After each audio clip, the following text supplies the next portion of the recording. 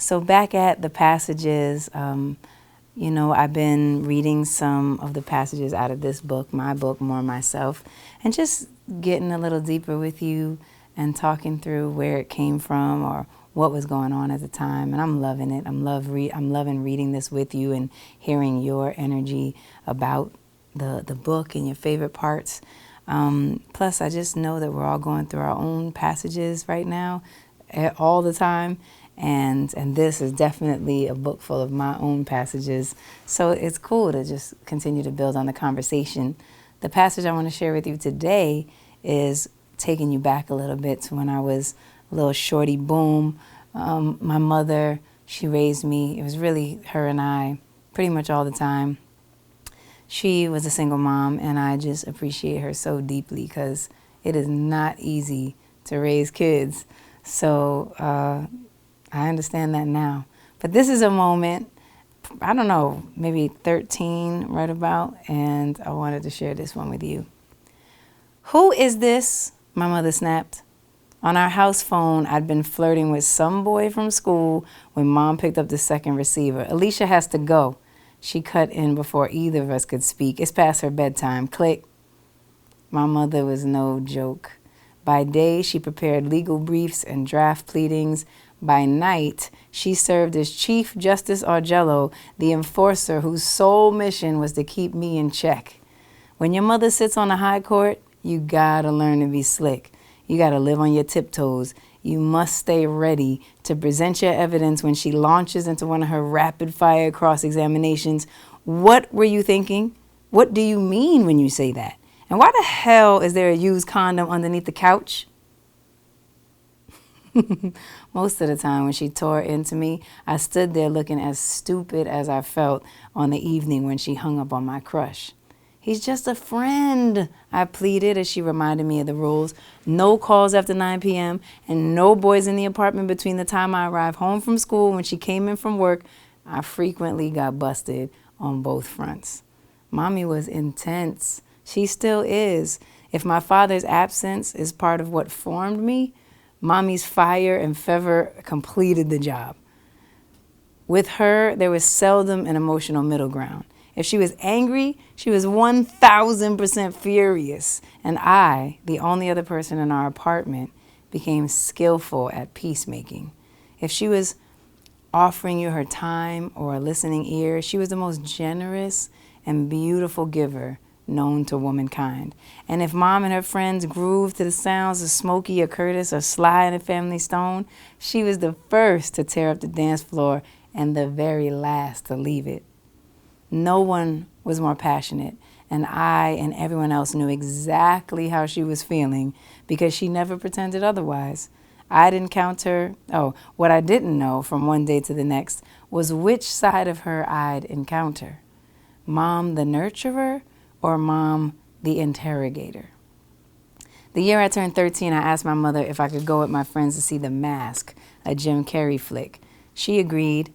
The next day, as she and I were taking the bus somewhere together, she quizzed me. How was the movie? She asked. Oh, it was so funny, I exclaimed, laughing a bit too hard. Man, I can't believe how crazy that story was. Mommy stared at me without smiling or blinking. And what happened that made it so crazy? She asked. Oh, there's this part where, Jim Carrey got stuck, I said. Got stuck how?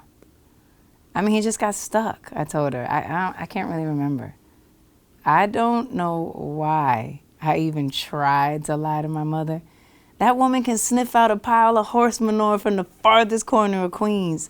In less than a minute, she squeezed the truth from me. I'd never seen the Carrey film. Instead, I watched a movie she'd been forbidding me to see. My friends and I had sneaked our way into some theater that was playing Basic Instinct, complete with an interrogation scene in which Sharon Stone uncrosses her legs to reveal a pantyless crotch. I almost rightfully got a beat down for that one.